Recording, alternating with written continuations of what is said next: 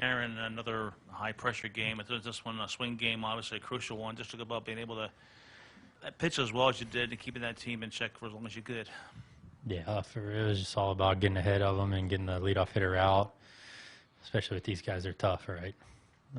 Offense gave me a lot of run support, too. I mean, they went off tonight. That was awesome to be a part of. It's a big win, too, but JT was great back there to really hone in on these guys and kind of figuring out what we did to them last game. I pitched against them, and we were on the same page all night. Right. Aaron, top of the third, I think first and second with 2 outs. Azuna's coming up.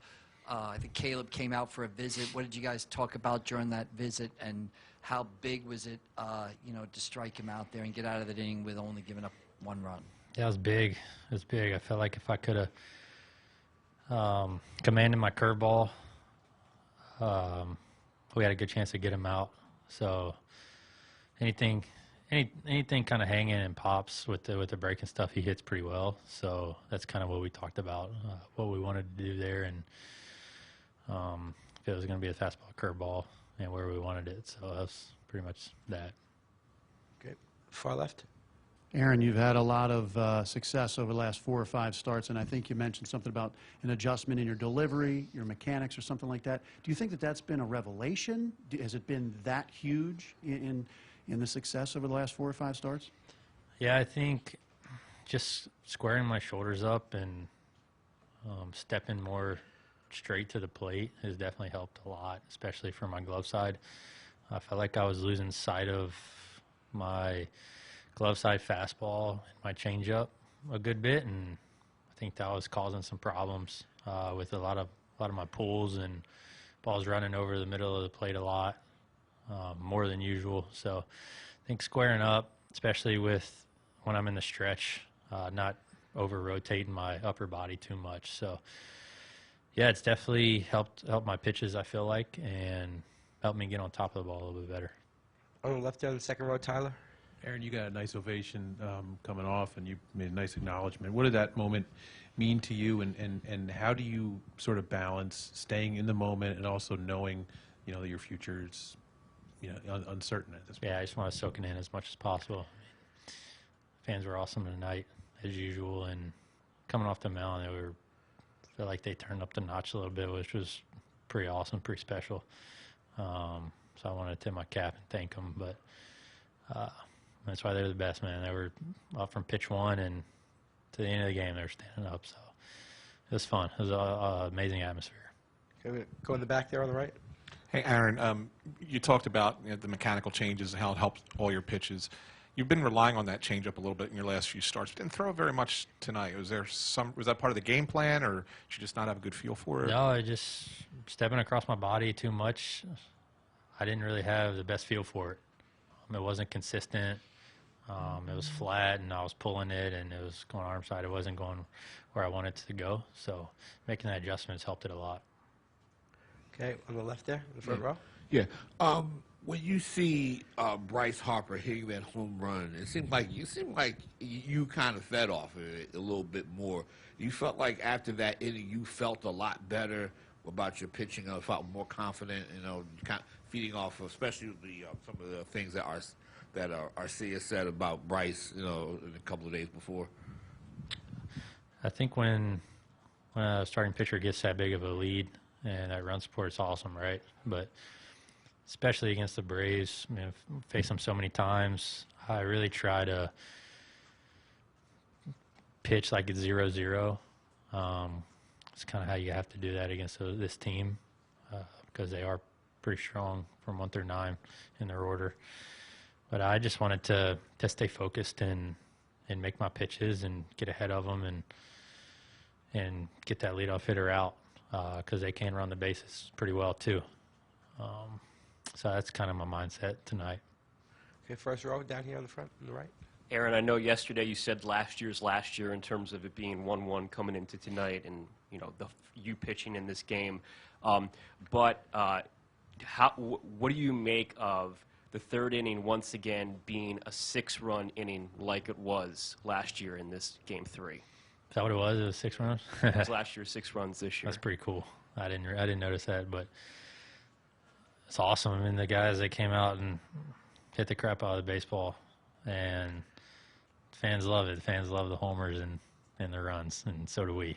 But I feel like yeah, last year is last year, and this year it's a new year, and everything's not going to go the same as it did last year, right? So we still got one more game to finish this thing off, and we're going to enjoy this one tonight and come out tomorrow, and whatever time we play, come out and compete. And Ranger's going to give it his all and compete his butt off like he usually does, and look forward to that one. Okay, third row on the left. Aaron, you talk about soaking it in. When you made that start against the Pirates and you tipped your cap, you knew you had a wild card start at home. When you beat the Marlins, you knew you'd have this start at home. Now it's up in the air whether what goes on with this series, if you have another start at home on the road. Is that something you're thinking about at all, or that's set in yet for you yet as you're walking off tonight or at any point? Honestly, no, it hasn't set in. I hadn't even thought about that part of it yet, just because just trying to be as much as in the moment tonight as I can, and we still got one more game, right? And nothing's a guarantee, so I obviously hope so. Hope I have some more starts here, and I just try to stay as much in the moment tonight as I could. Okay, we're going to take two more. On the left over there in the fourth row. Aaron, two questions. The first one, you've been a teammate of Bryce's for 5 years now. What sets him apart and allows him to rise to the occasion? Who's that? I'm sorry? Bryce Harper. Oh. What kind of sets him apart and allows him to rise to the occasion time and time again? I mean, the focus level of that guy is pretty amazing. He's so consistent with his approach and his swing and what he does at the plate and his routine. And I mean, we've seen it time and time again what he can do. And he knows what he can do, and he knows he's great. So it's really no surprise what he did tonight to all of us. And you mentioned the tip in the cap. I know you said after you did it against Pittsburgh that you'd never really done that before. You usually just kind of nod. Right, you hear the crowd chanting your name. I mean, are you feeling like, being embraced now, like maybe more than you ever have in your career? I mean, it's pretty cool, right, to hear him change your name, for sure. I mean, it's always kind of like addicting to be out there, especially in the postseason here. And, especially when we're winning, right, because they're so into the game and they're so passionate, which makes it so much more fun for us. And I feel like being in the moment and trying to embrace it as much as possible, it's special when we try to do it as much as possible, because you really don't – I feel like you don't get that at a lot of other places. I mean, for me, other guys can talk more on it because they've played at other teams, but for me, I mean, it's the best home field advantage in the major leagues, in my opinion, just the places I've been, for sure. So, I mean, I really can't say much more about that. I mean, besides that, it's pretty awesome out there. Okay, last one over here on the left. We're going to go Tyler. You've been probably the most durable pitcher in baseball the last 5, 6, 7 years. And Zach is right up there too.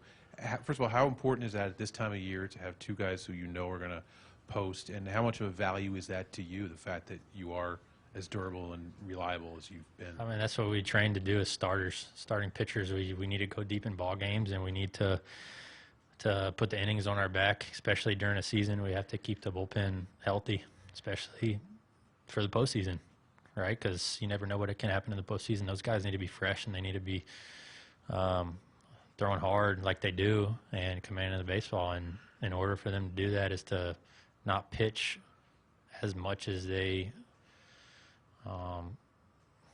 should if we don't go deep in the game. So yeah, we definitely value that for us and starting pitchers and for our staff. I mean, that's what we want to do is to go deep in the baseball games, keep those guys fresh.